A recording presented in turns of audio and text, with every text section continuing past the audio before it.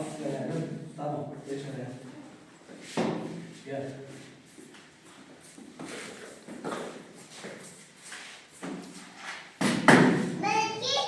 Sen de gel. Aferin. Aferin. Buraya gel. Buraya gel. Tamam. Sen de buraya gel. Gel. Aferin. Aferin. Gel.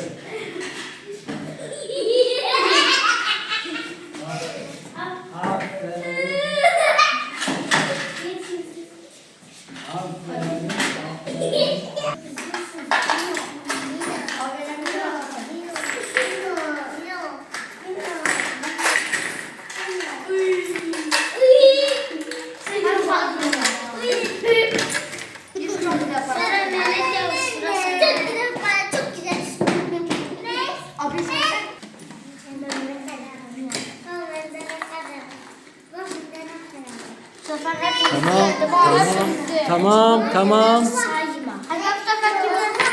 Sen birinci olacaksın. Ben birinci oldum valla. Daha belli değil. Daha sayacağız. Daha sayacağız.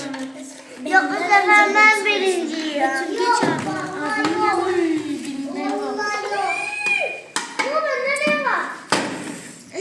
Ben öyle.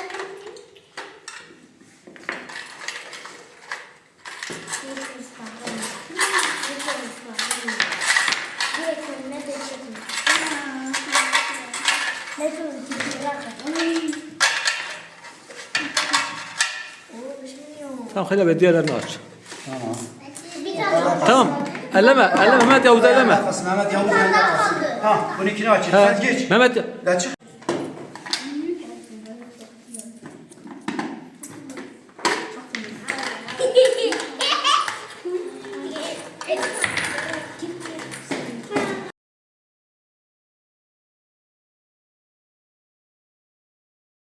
Aslan abi.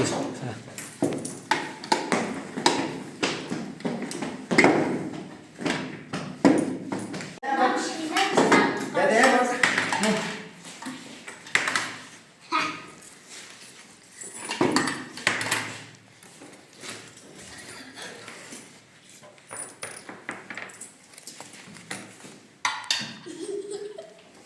Bunu kasaya göndereceğim arkadaşlar.